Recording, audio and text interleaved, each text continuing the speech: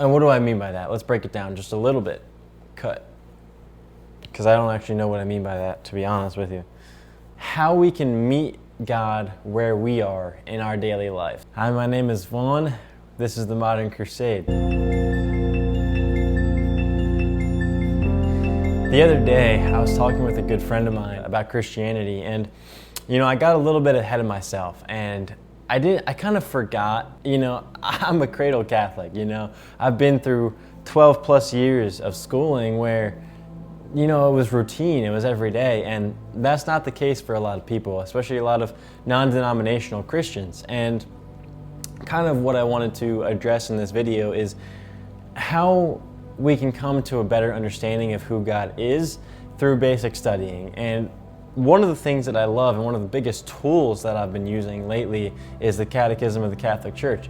So I wanted to share just a little bit about how it defines faith and kind of how we can meet God where we are in our daily life. So if we were to take a little bit of a look here, paragraph 26 and paragraph 27, it starts off by saying, faith is man's response to God who reveals himself and gives himself to man. The desire for God is written in the human heart because man is created by God and for God, and God never ceases to draw man to himself. Only in God will he find the truth and happiness he never stops searching for.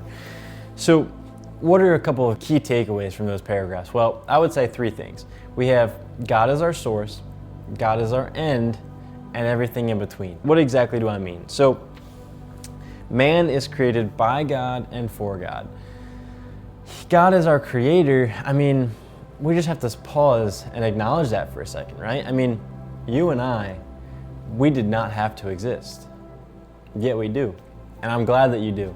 And we sometimes forget of how crucial of an element that is, that God, an all-powerful, all-knowing, personal, and loving God chose to create you. And I think that there's just something so beautiful in that. So that's one of the key characteristics that we need to come to understand of God is love. God is always, he can't go against his nature. His very nature is love. And I think that is something that we often forget.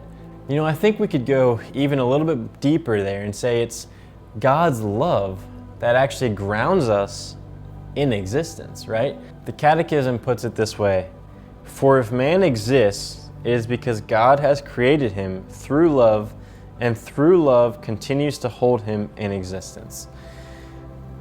So without God, we would cease to exist, because it is his love that brought us in. He is God, he is our source, and he is our end, and everything in between, like I mentioned earlier.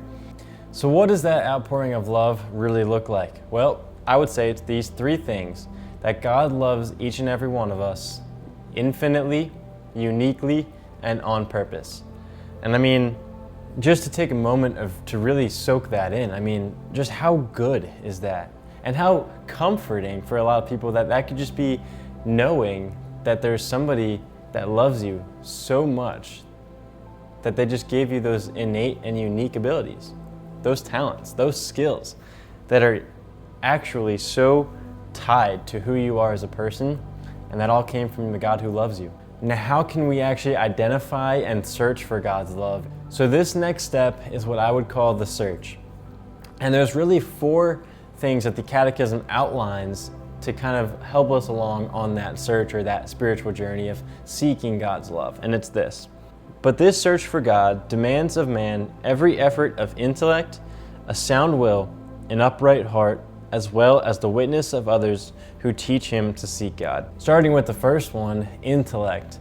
One of my favorite theologians that I watch pretty often, his name is Jeff Cavins, he puts it this way, that you have to think. He calls it Winnie the Pooh theology. Think, think, think. We can't be a blank canvas where everybody can just splatter paint at. We get a little bit of this paint, a little bit of this paint, worldview ideologies that pull us further away from God. We also have to have a sound will. You can't be fickle. You can't be changing one week and then changing again the next. When you identify what your actual personality and lifestyle is to look like, God is able to meet you where you are and help you along that journey. Upright heart. Now this one ties directly into the first two, where you have to be a truth seeker and not just somebody that hears the truth, but somebody that walks it as well. And then lastly, we need to have witnesses of others who teach us to seek our faith. That would be the church, our guideline, where we get the catechism from, places that are surrounding with other God-fearing and loving people that are going to pick you up, dust you off, and place you back on your own path with God at the center. My name is Vaughn. God bless.